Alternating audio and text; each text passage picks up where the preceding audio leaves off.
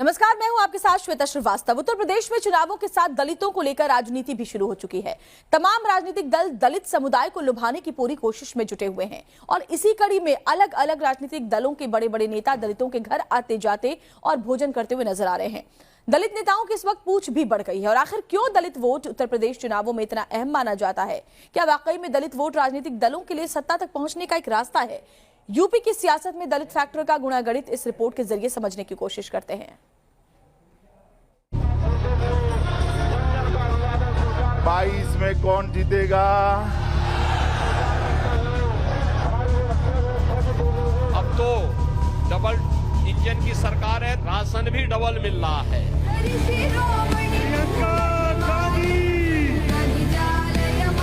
सरकार के खिलाफ खड़े हैं।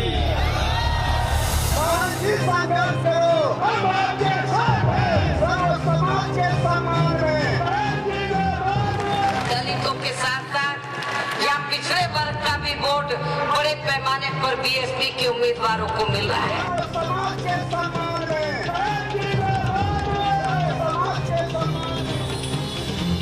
यूपी का वो वोटर जो बोलता कम है, असर ज्यादा दिखाता है। माननीय बहन जी को पांचवी बार उत्तर प्रदेश का मुख्यमंत्री बना करके तोहफा दिया। यूपी का वो मतदाता जो बेहद खामोश रहकर वोट डालता है, मगर जिसके साथ आता है समझो उसका बेड़ा पार हो जाता है। वंशवादी और प्रदेश की परंपरागत जातिवादी राजनीति को खारिज करते हुए न केवल अभूतपूर्व सफलता प्राप्त करके प्रदेश की आस्था को सम्मान दिया, बल्कि सुरक्षा का एक बेहतर वातावरण भी दिया। यूपी का वो वोट बैंक जिसका करीब 300 सीटों पर प्रभाव है, जिसे रिझाने के लिए सभी सियासी दल चल रहे हैं अपने अपने दांव।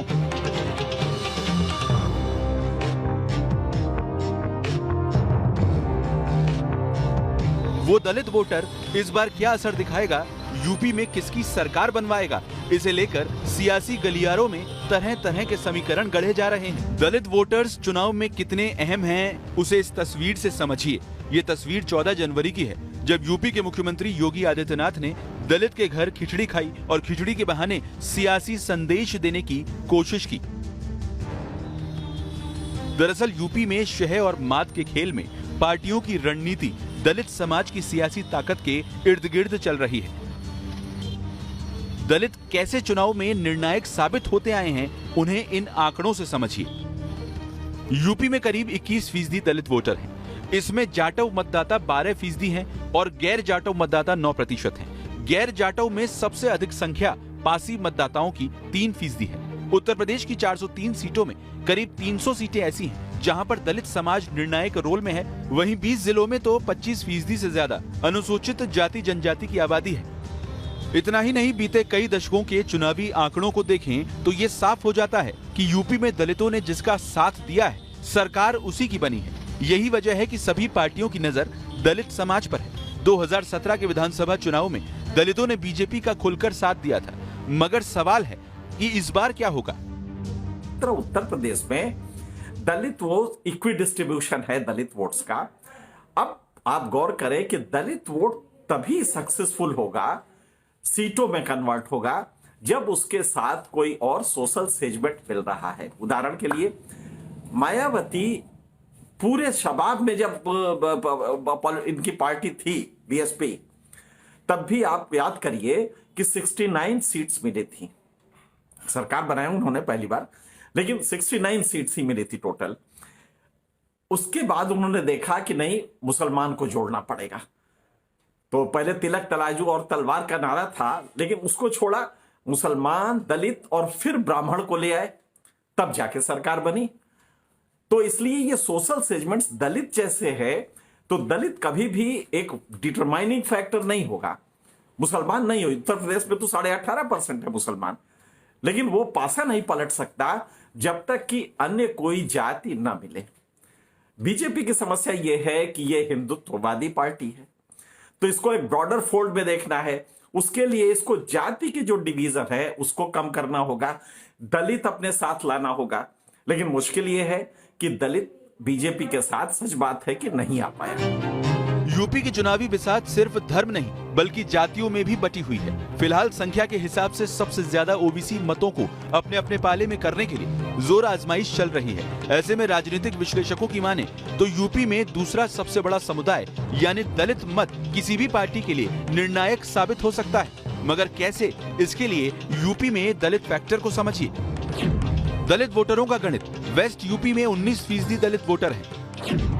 रोहेलखंड में 16% दलित मतदाता हैं। वहीं बुंदेलखंड में 25%, तो सेंट्रल यूपी में एक कम 24% दलित वोटर्स हैं।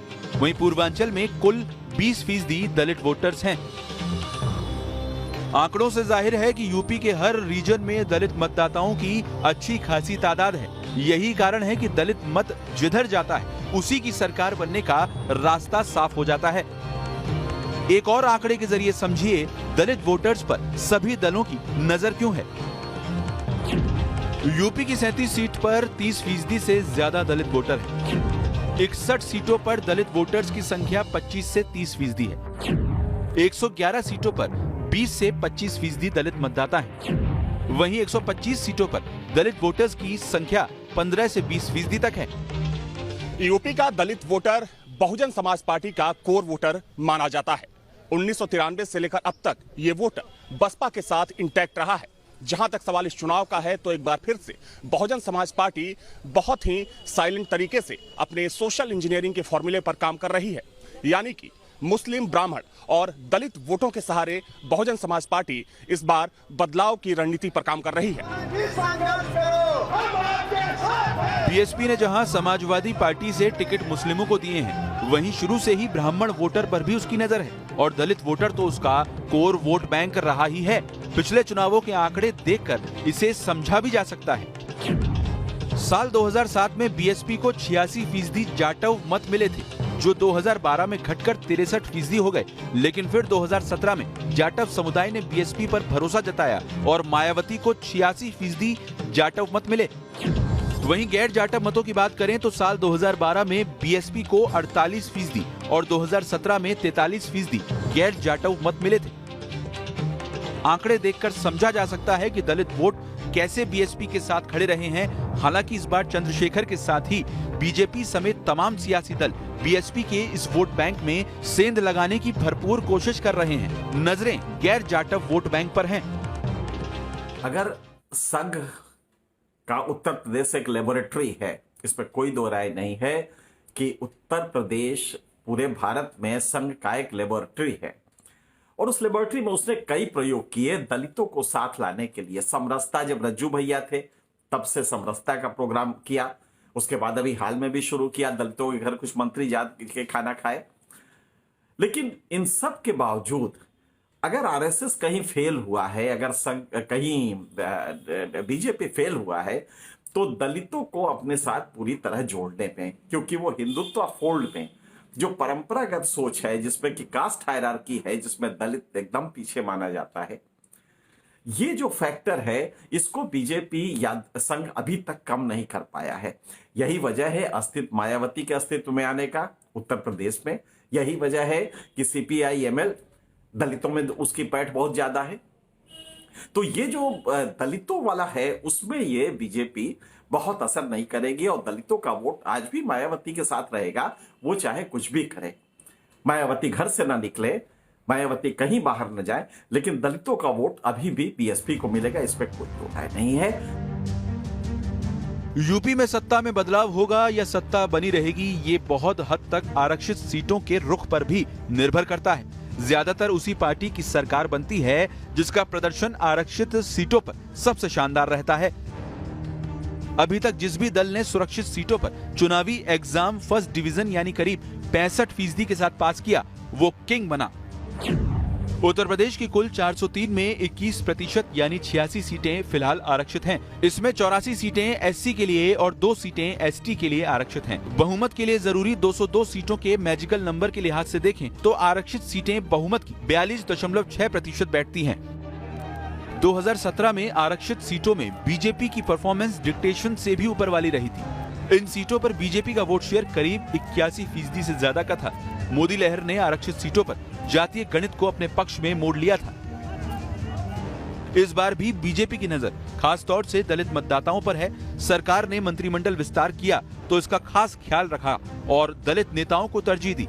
सुरक्षित सीटों से जीतकर आए विधायकों को मंत्री बनाकर ये संदेश देने की कोशिश की गई कि बीजेपी दलितों की हिमायती है। दूसरी तरफ मायावती का सोशल इंजीनियरिंग वाला दांव है, ये दांव आजमाया हुआ है।